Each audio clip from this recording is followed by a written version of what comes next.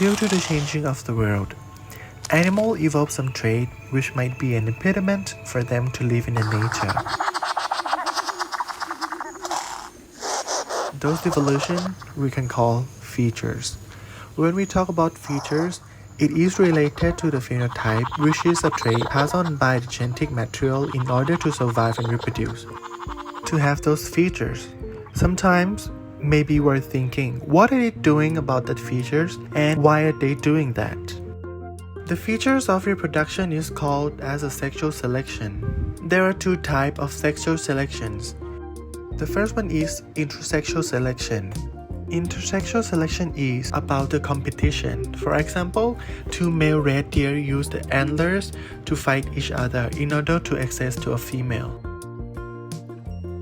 Or in the breeding seasons, male black grousses fight in front of the females to find the conqueror and mate to that female. It's called legging. These are called male-to-male competition. It is a fighting between two males of the same species, and whoever wins will have more chance to be chosen by a female. Apart from that, females also fight to mate with males too. For example, two female red deer spear to obtain male attention, and also female dung beans are evolving a horn to fight each other to mate with the chosen male.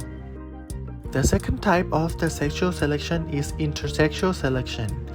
It is to choose the best one to reproduce. For the first one, it is a female choice. For example, the widow bird will choose the male that has the longest tail, and also the stalked eye fly. It will choose the male with the longest eye. Both of them are choose a male behave on the vitality and a healthier male. Next, the male choice. Seahorse and guppy. They're choosing a large females to reproduce since the larger size is indicating more ability to reproduce eggs and offspring.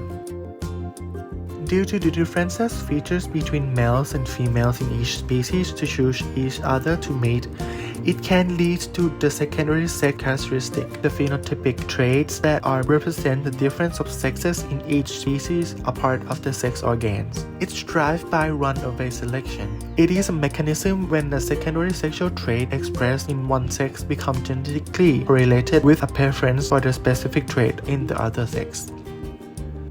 Secondary sex characteristic and cumulative of it can also be evident for sexual dimorphism or the trait that distinguish the sex in the future. In nature, natural selection is a trait that passing on based on ability to survive and gather resources. On the other hand, sexual selection is a trait passing on based on the ability to mate with more or better partners. To sum up, there is two types of sexual selection, intrasexual selection and intersexual selection.